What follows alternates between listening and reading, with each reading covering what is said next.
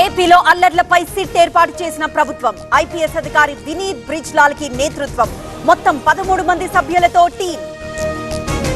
మళ్లీ అధికారంలోకి వస్తున్నాం టీడీపీ గెలుస్తామన్న భ్రమలో ఉంది హింసకి ఈసీ వైఫల్యమే కారణమన్న సజ్జల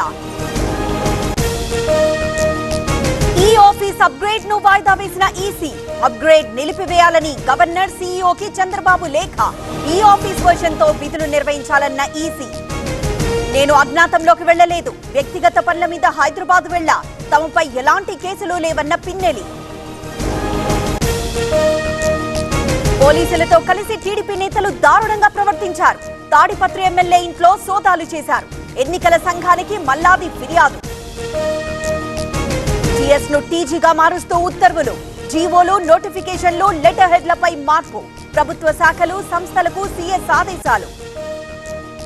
బీఆర్ఎస్ ను దెబ్బ కొట్టడానికే కవిత అరెస్ట్ లిక్కర్ పాలసీతో ఎవ్వరికీ నష్టం జరగలేదు అక్రమ కేసులకి బెదిరేది లేదన్న సుమన్ నిజామాబాద్ లో బీజేపీ బీఆర్ఎస్ కుట్రలు గెలిస్తే అర్జునుణ్ణి ఓడిపోతే అభిమన్యుణ్ణి జగిత్యాల అభిమానం చాలన్న జీవన్ రెడ్డి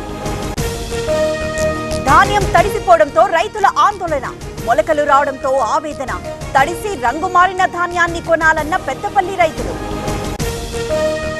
తడిసిన ప్రతి గింజను కొనాలి మంచిర్యాల కలెక్టర్ ఆదేశాలు బెల్లంపల్లిలో ఆకస్మిక తనిఖీలు తెలంగాణలో ఫేక్ డ్రగ్ ర్యాకెట్ ఆయుర్వేదం పేరుతో నకిలీ డ్రగ్ పౌడర్ గట్కేసర్ తో పాటు పలు చోట్ల డీసీఏ దాడులు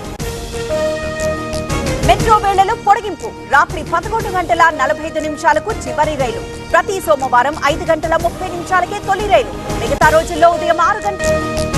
మెదక్ ఎమ్మెల్యే కార్ నంబర్ తో మరో కారు ఓవర్ స్పీడ్ చలాన్ తో గుర్తించిన రోహిత్ పేట్ బషీర్బాద్ పిఎస్ లో ఫిర్యాదు